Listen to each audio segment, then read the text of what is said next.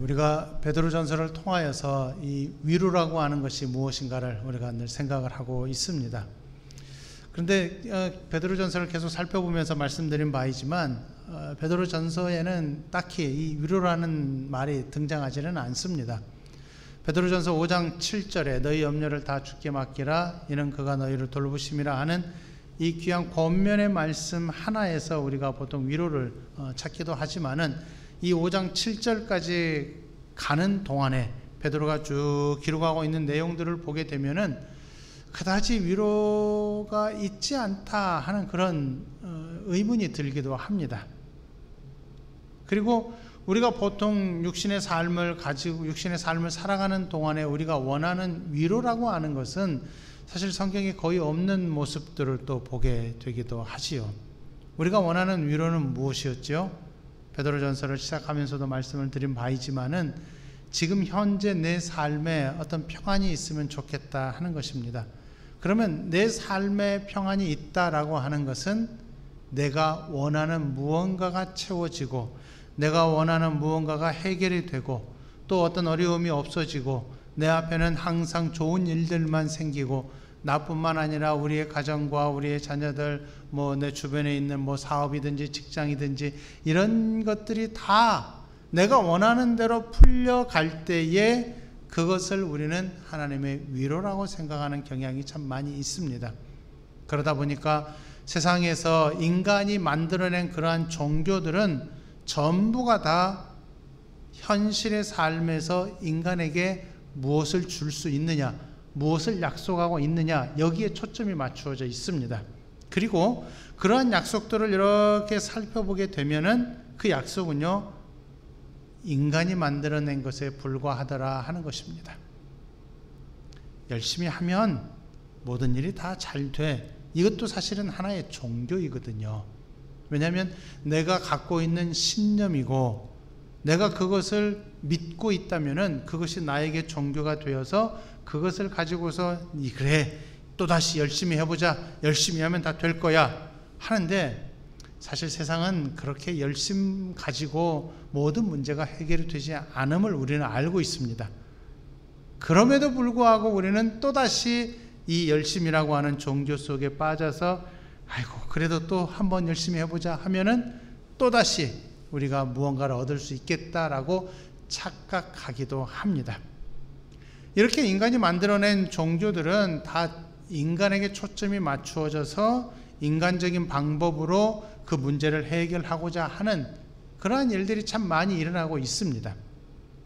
그러나 베드로는 이러한 삶의 현실을 알고 있기 때문에 우리에게 어떤 인간적인 위로, 인간적인 권면을 하고 있는 것이 아니라 우리 성도의 정체성이 무엇이냐, 즉 성도가 위치하여 있는 그 자리가 무엇이냐, 이것을 먼저 우리에게 제시함으로써 내가 여기에 있구나, 여기에 있는 내가 그렇다면 이 위치에서 내가 얼마나 위로를 받을 수 있는가, 아니다, 위로가 이미 있구나 하는 것을 깨달을 수 있도록 베드로가 이러한 방법을 사용하여서 지금 베드로전서 편지를 쓰고 있는 것입니다.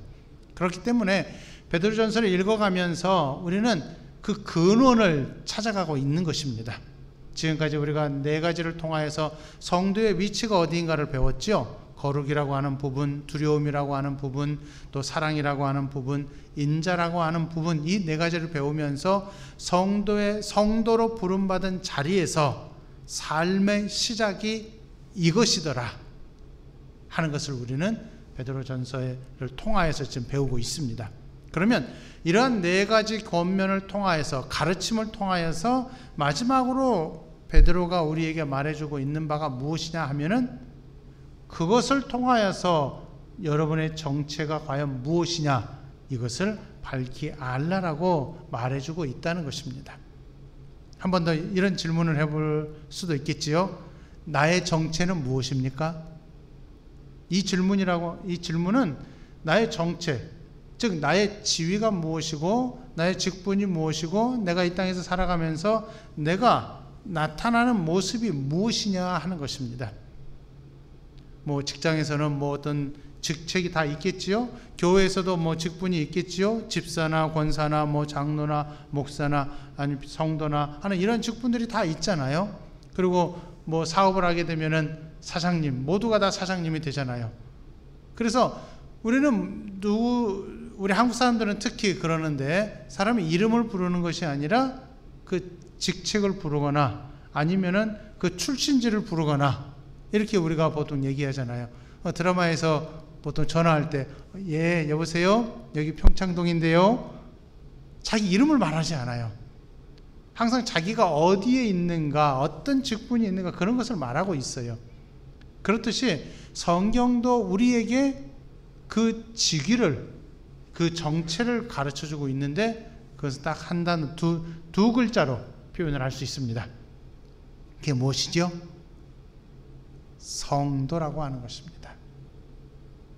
예수 그리스도의 핏부름을 통하여서 우리가 순종의 자리에 들어오고, 하나님 아버지의 미리 아심을 따라서, 그리고 성령 하나님께서 거룩하게 하심을 따라서 우리가 이 성도의 위치, 성도의 자리에 들어와서 하나님께서 돌보시는, 하나님의 인자와 긍휼과 자비하신 그 손길로 꼭 껴안아 주시는 그 위치, 그 자리, 거기가 바로 성도라고 부름을 받은 자리라 하는 것입니다.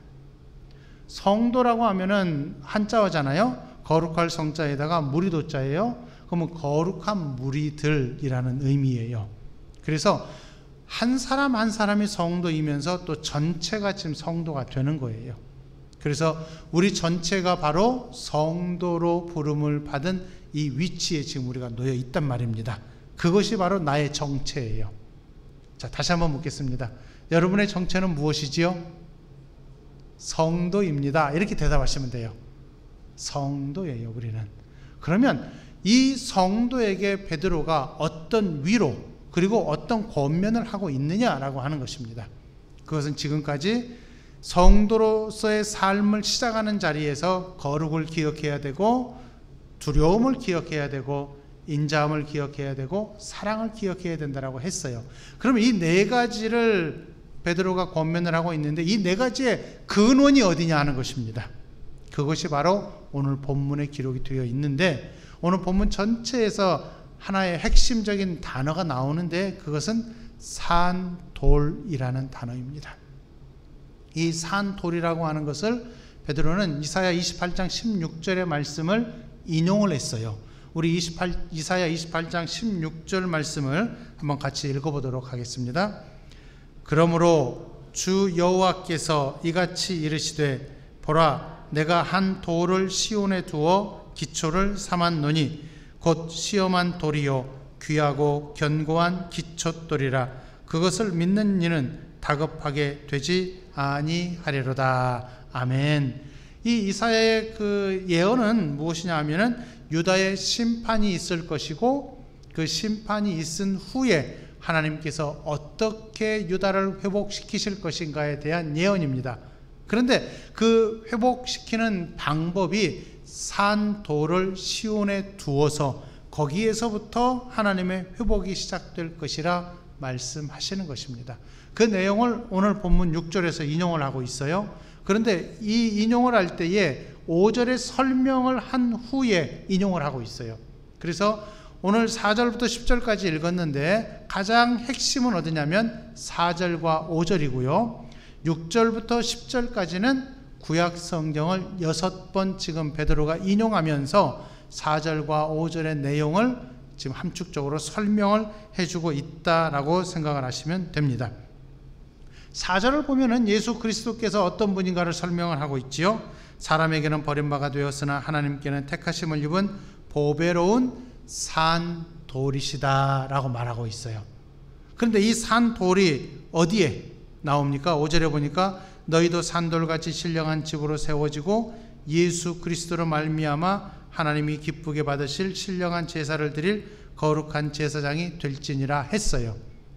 그러니까 지금 산돌이신 예수 그리스도로부터 시작하여서 이제 성도로 부르심을 받은 우리가 무엇이 됩니까? 산돌들이 되는 거예요.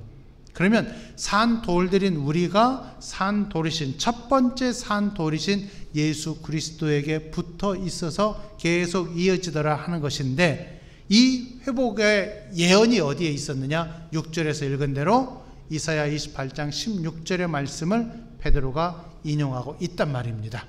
그리고 그 산돌이 어디에 세워지느냐 하면 시온에 세워지게 될 것이라 하는 것입니다. 그렇게 됨으로 말미암아 이제 산돌들이 그 시온에 서 있는 산돌로부터 시작하는데, 이 산돌은 사람에게는 버림바가 되었더라 하는 것입니다. 달리 표현하면 예수를 믿지 않는 자들, 우리가 복음서에서 읽어서 배우는 대로 서기관이나 바리새인들이나 그 당시 종교 지도자들, 그리고 그 당시의 총독이나 그 당시 유대인들이 예수 그리스도를 십자가에 못 박으라, 십자가에 못 박으라 하면서 예수를 버렸단 말입니다. 그런데 하나님께서 십자가에 못 박힌 예수를 3일 만에 살리시고 그분을 시온에 세우셔서 산돌이 되게 하셨어요. 그리고 5절 하반절에 있는 대로 이제 우리가 어떤 자로 지금 부름을 받았습니까?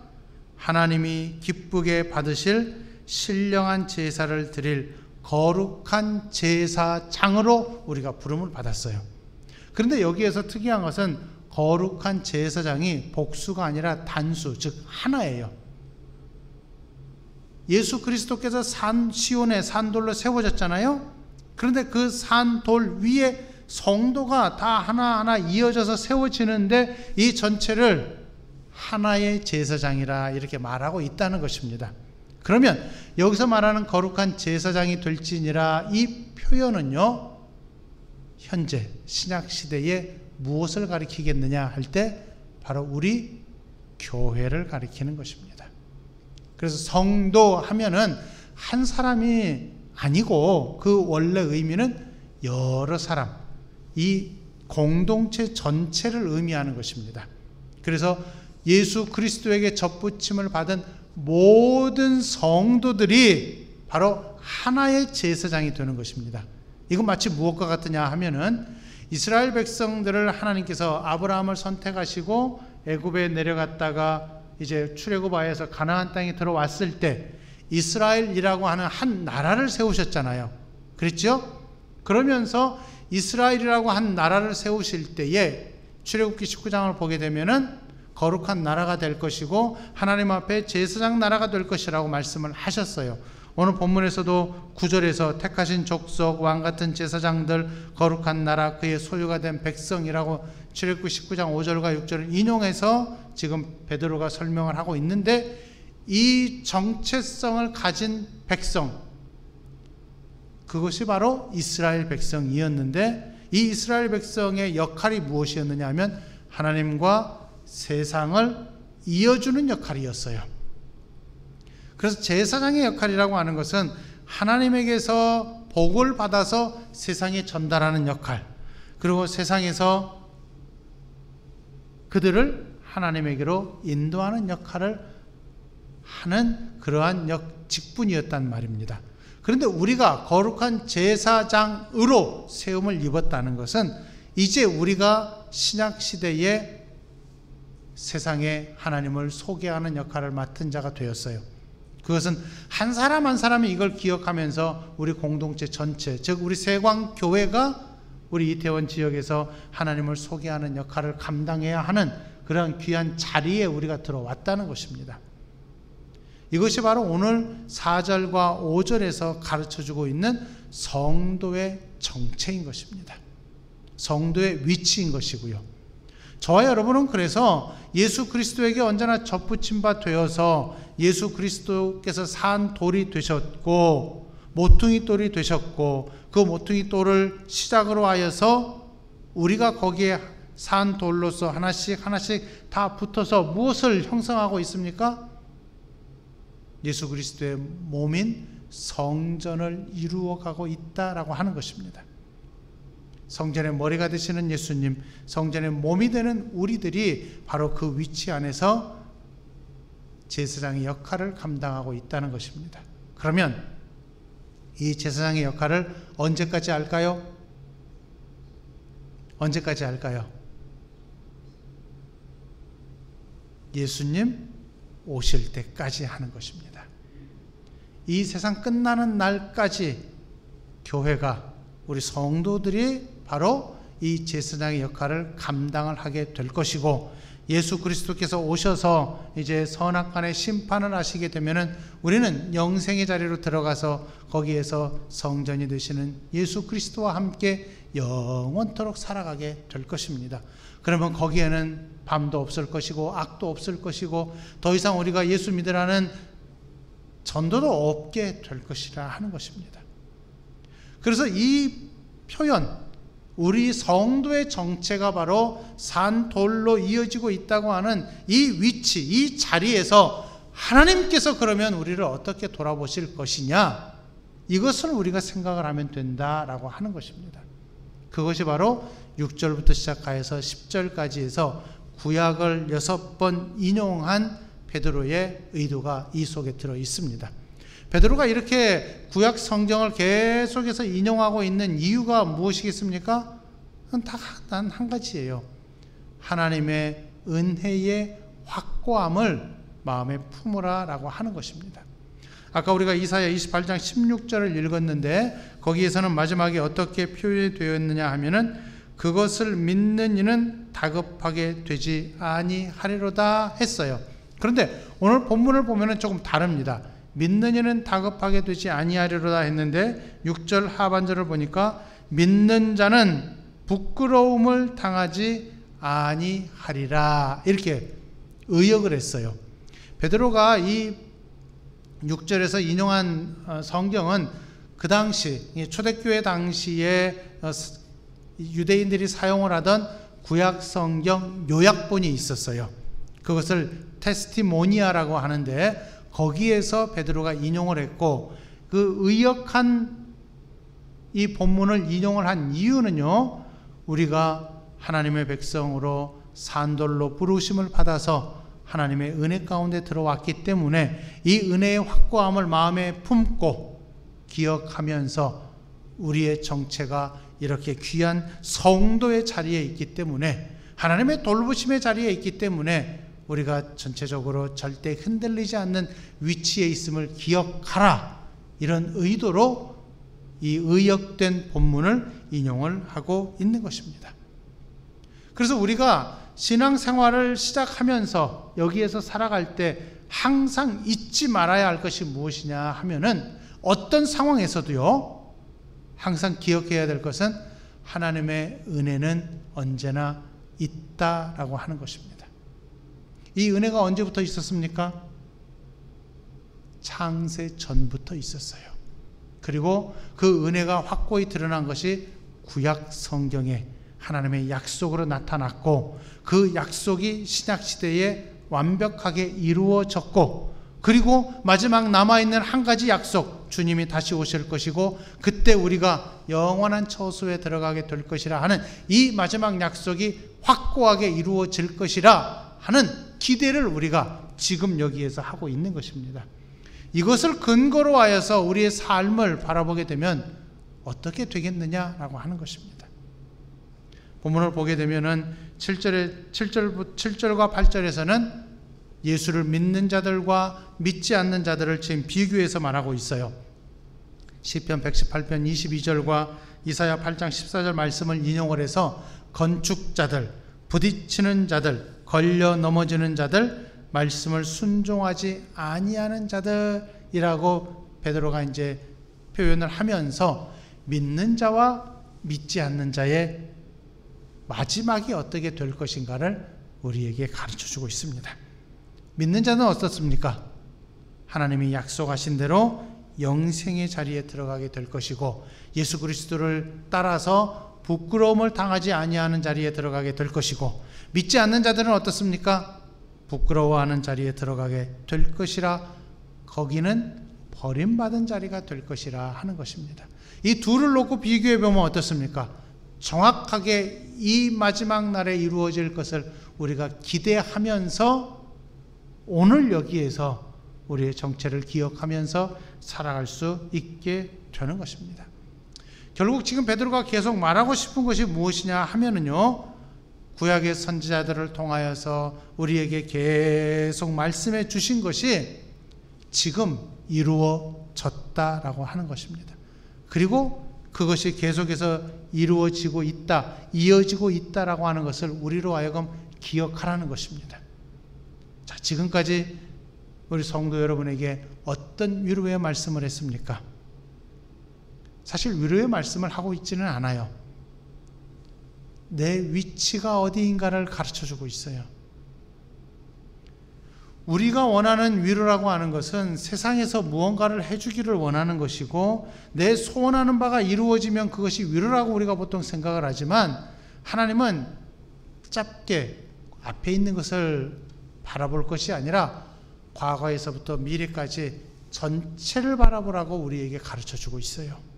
그래서 과거에 하나님께서 이미 너희를 알고 계시고, 그리고 성령 하나님께서 이미 거룩하게 하셨기 때문에, 그리고 예수 그리스도의 십자가를 통하여서 이미 너희가 산돌이신 예수께 붙임바 되어서 산돌들로 부름을 받았고, 그 산돌들이 다 예수 그리스도의 몸을 이루어가고 있고, 그 몸을 이루어가는 데 있어서 하나님께서 그 성전을 허무시겠느냐? 절대 그렇지 않다라고 하는 것이고, 허물지 아니하시고 완공해 가실 터인데, 그 완공의 때가 언제냐 하면은 우리 주님 다시 오실 때이고, 그 주님 다시 오실 때에 우리 성도들은 부끄러움을 당하지 아니할 것이지만, 믿지 않는 자들은 버림받아서 부끄러운 자리에 있게 될 것이라 하는 것입니다. 여기에서부터 우리의 위로가 이제 드디어 시작이 되는 것입니다. 그러면 현실의 삶에서 내가 어떤 어려운 일을 만날 때, 내가 어렵다라고 하는 일들을 만나는 것입니다. 하나님이 어렵다라고 하는 것이 아니라 내가 어렵다고 생각하는 일들을 만날 때에 그 어려운 일들을 내가 어떻게 바라보느냐라는 것입니다. 성도가 바라보는 것과 세상 사람들, 즉 믿지 않는 자들이 바라보는 것과는 분명히 달라야 되는 것입니다. 왜냐하면 나는 하나님의 백성이고, 하나님의 위로를 언제나 갖고 있는 사람이고, 언제나 하나님의 돌보심을 이미 갖고 있는 사람이기 때문에 우리가 세상을 보는 눈은 분명히 달라야 되는 것입니다. 베드로전서를 시작하면서 이들이 어떤 상황에 있는가를 말씀을 드렸지요. 이들은 로마에 있든지 유대에 있든지 팔레스타인 지역이죠. 어디에 있든지 간에 로마 제국 내에 있던 아주 그 하층민들이었어요, 사실은.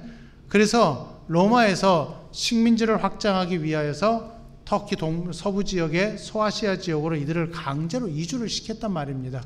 그러니 거기에는 자기들의 고향도 아니고 자기들의 삶의 터전도 아니에요. 그런데 더욱이 이들은 신앙을 가지고 들어가는 곳인데 거기에는 이방신들이 가득한 곳이었단 말입니다. 그러면 신앙을 갖고 살기도 힘들어요. 그리고 고향이 아니라 타향이기 때문에 삶의 터전도 없는 곳이에요. 억지로 겨우 살 수밖에 없는 곳이었어요. 그런데 베드로가 이렇게 권면을 하고 있다는 것을 생각을 해보면은 진정한 위로가 어디에 있고 진정한 삶의 모양이 어디에 있는가를 우리가 여기에서 배울 수가 있는 것입니다. 우리는요, 육신으로 살아가기 때문에 언제나 지금 당장 이 문제가 해결이 되기를 원하고 있어요. 이 문제만 해결되면은 나는 편히 살 수 있다, 이렇게 생각하잖아요. 그런데 늘 우리가 똑같은 고백을 하고 있는데 이 문제 해결되면 또 다른 문제 나오죠. 이 문제 해결되면 또 다른 문제가 나오기 마련입니다. 언제나 우리는 문제의 연속으로 우리가 살아가고 있단 말입니다. 그것이 이 세상의 삶의 방식이에요. 그러나 우리 성도는 하나님께 붙잡힌 바 되었고 부르심을 받은 바 되어서 하나님의 은혜와 긍휼과 자비가 가득한 성도로서 지금 여기 이 땅에서 우리가 살아가고 있단 말입니다. 그렇다면 우리의 위치가 어딘가를 우리가 먼저 생각을 하고 이 시작점에서 성도로 살아가는 모습이 어떠하냐를 먼저 생각을 하셔야 됩니다. 그래서 우리는 마음에 이렇게 생각하셔야 돼요. 나는 하나님의 백성이다. 나는 산돌로 부르심을 받아서 예수께 붙임 바 되었고, 그래서 성전을 이루어가고 있고, 하나님은 구약에서부터 계속하여서 말씀하신 대로 이 성전을 완성하실 것이다. 이 성전은 절대 무너지지 않는다. 내가 그래서 하나님의 백성이 되었기에 나는 절대 하나님의 손길에서 떨어지지 않는다. 이 확신을 먼저 고백하고 우리의 삶의 현실을 바라보게 되면은 달리 보인다 이 말입니다. 다른 사람과 나를 비교했을 때에 나는 왜 이렇게 험난한 세월을 살고 왜 나는 저 사람이 가진 것을 갖지 못하였고 하는 그런 어떤 비교의식을 가지고서 나는 참 불행한 인생이야, 이렇게 세상 사람들은 말할 수 있겠지만 그들은 버림받은 자들이에요. 우리는 하나님의 백성이기 때문에 우리는 절대 버림받은 자가 아니라 하나님께 붙들린 자이기 때문에 우리가 지금 이 땅에서 이렇게 조금 잠깐 곤고한 삶을 살아간다 할지라도 우리는 어때요? 하늘에 유업이 있지요. 썩지 않고 더럽지 아니하고 쇠하지 아니하는 하늘의 유업, 이 산 소망을 갖고 있기 때문에, 그리고 이 산 소망은 분명히 완성이 될 것이기 때문에 이 마음은 이 약속으로 인하여서 평안하다라고 하는 것입니다. 이것이 베드로가 우리에게 가르쳐주고 있는 거예요. 여러분, 여러분의 위치가 어디에 있는가를 기억하십시오. 여러분의 지금 삶의 정체성이 무엇인가를 기억하십시오. 여러분은 성도입니다. 여러분은 산 돌로 부름을 받아서 예수께 붙들린 바 되었습니다. 하나님이 절대 놓지 아니하시는 귀한 하나님의 백성이 되었단 말입니다. 9절에서 말하는 대로 너희는 택하신 족속입니다. 왕같은 제사장들입니다. 거룩한 나라입니다. 그의 소유가 된 백성입니다. 그리고 10절에서는 호세아 2장의 말씀을 인용을 하여서 전에는 백성이 아니더니 이제는 하나님의 백성이 되었습니다. 전에는 긍휼을 얻지 못하였더니 이제는 긍휼을 얻은 하나님의 백성이 되었습니다. 이 얼마나 귀한 은혜인지요. 이 얼마나 은혜로 가득한 삶인지요. 여러분, 여러분의 신앙의 삶이 이제 이렇게 시작이 되었습니다. 그들과는 분명히 다르지 않습니까? 여러분이 비록 소아시아 지역으로 강제로 이주를 받아서 어쩔 수 없이 그곳에서 살아간다 할지라도 그곳에서 사는 성도의 삶은 귀한 삶이고 위대한 삶이 되는 것입니다. 조금만 견디어내십시오, 이렇게 말하고 있는 것입니다. 그래서 이 육신의 삶을 살아갈 때 이 하나님의 약속을 붙들고 살아가시고 성도로서의 위치를 기억하면서 사십시오. 그럴 때에 참된 은혜가 있고 참된 소망이 있고 참된 약속이 이루어질 것을 기대하는 마음으로 살기 때문에 이제는 여러분, 세상 사람들처럼 낙심하지 아니할 수가 있습니다. 흔들리지 아니할 수가 있습니다. 힘있게 하나님을 붙들면서 성도로서의 삶을 살아갈 수 있습니다. 베드로가 지금 이렇게 말하고 있는 것입니다. 오늘 본문을 통하여서 하나님의 약속이 이미 이루어졌다, 먼저 기억하시고, 두 번째로 하나님의 약속은 이루어질 것이다. 나는 이 약속을 소망하며 여기에서 하나님의 긍휼을 붙들고 살아간다 하는 이 자신감을 먼저 가지십시오.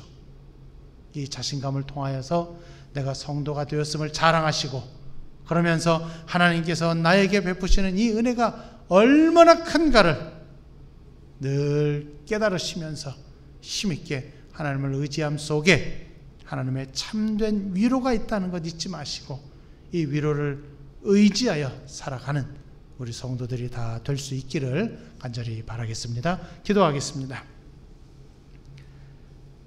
하나님 아버지, 구약에서 이미 우리를 택하시고 하나님의 약속을 이루어 주시고 예수 그리스도의 십자가를 통하여 산 돌로 부르심을 받게 하시고 이제는 산 소망, 하늘의 유업을 받을 날을 소망하면서 기대하면서 살아갈 수 있는 긍휼을 베풀어 주심을 감사합니다. 이 귀한 하나님의 약속이 이루어질 날을 소망하면서 우리가 여기에서 흔들리지 아니하는 하나님의 백성으로서의 삶을 살아낼 수 있도록 도와 주옵소서. 우리는 이미 구별받은 하나님의 백성이고 이미 우리는 천국의 소망을 붙들고 사는 하나님의 백성이 되었음을 기억하면서 우리는 버림받지 아니하고 우리는 하나님께 붙들림 받았고 하나님의 긍휼이 가득한 삶을 살고 있다 하는 이 소망을 고백하면서 자신 있게 힘 있게 살아낼 수 있는 저희들이 되게 하여 주옵소서.